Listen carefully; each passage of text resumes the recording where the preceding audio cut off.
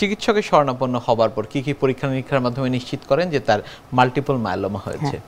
Multiple myeloma যে কোনো একজন ডক্টর বা জিপি প্র্যাকটিশনার যদি এই এজে আমাদের ফার্স্টে সিবিসি দেখব, কমপ্লিট ব্লাড কাউন্টের মধ্যে যখন দেখব হিমোগ্লোবিন কম কিন্তু হাই ইএসআর এর ডিডির মধ্যে কিন্তু মাল্টিপল মায়োলোমা আছে। এখন আমাদের যখন হিমোগ্লোবিন কম হাই ইএসআর তখনই আমাদের মাথায় আসবে যে এটি মাল্টিপল মায়োলোমা হতে পারে।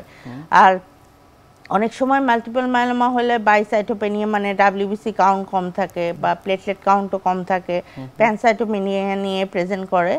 আর পেরিফেরাল ব্লাড ফিল্মে দেখা যায় যে excessive proliferation of plasma cells অনেক সময় দেখা যায় যে সিপিসিতেও পাওয়া যায় যে প্লাজমা সেল সিপিসিতে চলে আসে।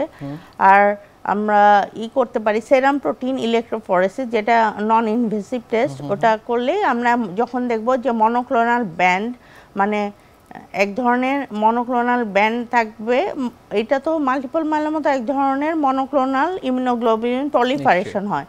যখন এই মনোক্লোনাল গ্যামোপ্যাথি থাকবে তখন আমরা আমাদের সাসপিশনটা আরও কনফার্ম হবে যে এটা মাল্টিপল মায়োলোমা হতে পারে।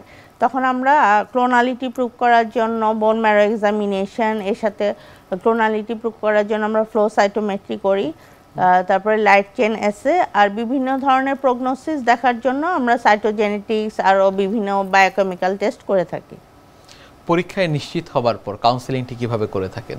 পরীক্ষায় নিশ্চিত হওয়ার পরে আমাদের স্টেজিং করি। আসলে স্টেজিং না করে তো মাল্টিপল মায়োলোমা আমাদের কাউন্সেলিং এর আগে স্টেজটা কনফার্ম করতে হবে। আইএসএস স্টেজিং আছে, আরআইএসএস স্টেজিং। ওই স্টেজিং অনুসারে আমরা হলো বিভিন্ন ধরনের চিকিৎসা দিয়ে থাকি। যে এটি ধরনের ব্লাড ক্যান্সার, কিন্তু এটি হলো ইনকিউরেবল ডিজিজ, মানে এই রোগটি চিকিৎসা করলে একদম সুস্থ হয়ে যাবে তা না, কিন্তু রোগটি নিয়ন্ত্রণে থাকবে।